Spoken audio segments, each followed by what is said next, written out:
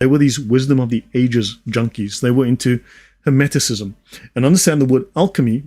Obviously, we know that the word comes from the Arabic, right? So alchemia, this comes from this whole Arabic word. But the Arabic word comes from the Egyptian, right? Chemistry, right? So this actually comes from originally Egyptian alchemy, Egyptian magic. But notice, so let's continue. So these French Revolution atheists who were so rational, who were getting away from the illogic of people like Aquinas, these guys were all deeply into the occult and paganism. Let's have a look. This, for instance, is the art that became the art style of the French Revolution, right? This was the art style of the French Revolution. As you can see here, these guys doing their little Sieg Heil over here, right? So this was the art style. They styled themselves as Roman and Greek gods, as these Greek philosophers, these warrior gods, right? This is how they styled themselves, right? So Kemet, exactly, Deduza, Kemet. So those lies about occultism are golden. Yeah, transmuted gold to be, yeah, it's actually, eventually it's transmutation of the spirit into the perfected spirit. Long story. Now, let's have a look at this. Okay, now, these notes, these pages are not quite 100%. I'm still working on these anyway. The Enlightenment philosophers Jean-Jacques Rousseau, Voltaire, and Charles de Montesquieu are considered the greatest minds of the Enlightenment era. Their works shaped the ethos of the French revolutionary leaders, including Maximilien Robespierre, who avidly read their writings. Other important figures such as Roland Mirabeau, Louis-Antoine Léon de Saint-Just, and Sylvain Maréchal, and others also read Rousseau and other philosophers' writings, right? The heavy influence of classical Greco-Roman works in the philosophy of the Enlightenment made the writings of these philosophers a conduit of classical ideas into the French Revolution.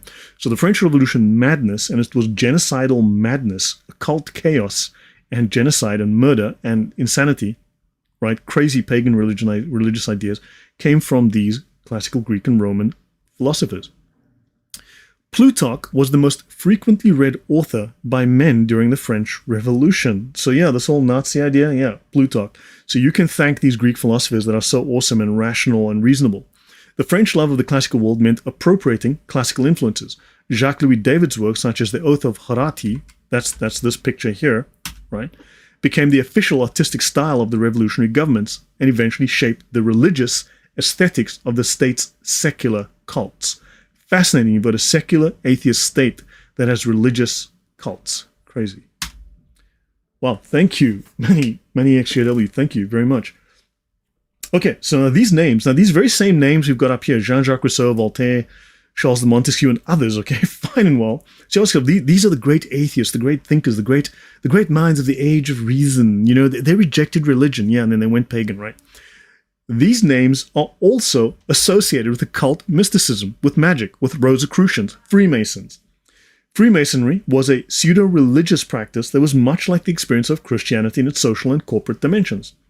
Freemasonry lodges allowed different social strata to interact on relatively equal footing as members of the same organization, promoting skepticism that would be anti-Christian skepticism and intellectual inquiry.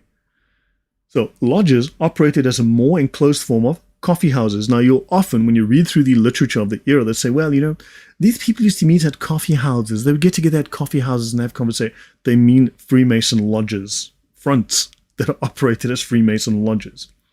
A place for informed men to meet and discuss politics, philosophy, and other topics. The famous Neuf Soir Lodge in Paris had members such as Voltaire and blah, blah, blah, blah, blah, blah, and occultist Antoine Côte de Gebelin. The Freemasonry lodges were catalysts for social change in the years preceding the revolution. Now, there's some of the historians that have written about this, and they'll state that the French Revolution, those crazy revolutionaries, did not have, these are exactly great prophets of atheism. Thank you, Scrunchy. Very well said. Great prophets of atheism. These great prophets of atheism were the World Economic Forum of the day. They were also the crazy pagans of the day. They were the Bohemian Grove of the day, if you want. People don't realize how far back this all goes. Yeah, it goes way back. And the crazy thing is, like, there's one in my talk on atheism where this one historian says all the crazy ideas that were in the French Revolution and that these guys applied because they had power over a country, they applied these ideas. All of these ideas came from the beginning of the 1700s from these crazy people, from their occult mysticism, their Hermeticism, their Gnosticism, blah, blah, blah. Yeah, I'm going to type that sometime soon. Okay, so the Freemasonry lodges were catalysts for social change in the years preceding the Revolution and Scottish Rite Freemasonry, and they gained popularity in Catholic France during the 18th century. Nothing new under the sun, exactly. Ivan says it's important to say Lloyd is not exaggerating. You can find all of this, primary sources. Yeah, you can find all of this in primary sources. One great overview of history of philosophy is Dr. Peter Kreeft's Socrates' Children. Actually, you know what? I wanted to do a talk on that as well. I've already written my script on that. I've already got all the notes done. I just need to start making slides. I've actually taken, Peter Kreeft is fantastic. I've taken a portion of his stuff. I've spent a lot of time. Kitsune, I spend hours on this stuff. I cannot actually enjoy it. Okay. Let's look at the format. So hopefully this has been interesting. If you do like it, please like, share, tell your friends, subscribe, and so on. If you'd like, please send a coin to your Witcher or so on if you feel it's worthwhile.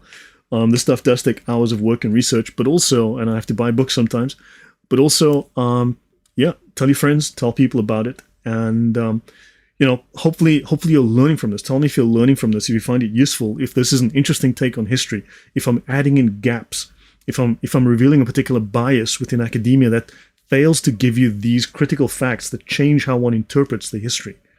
Des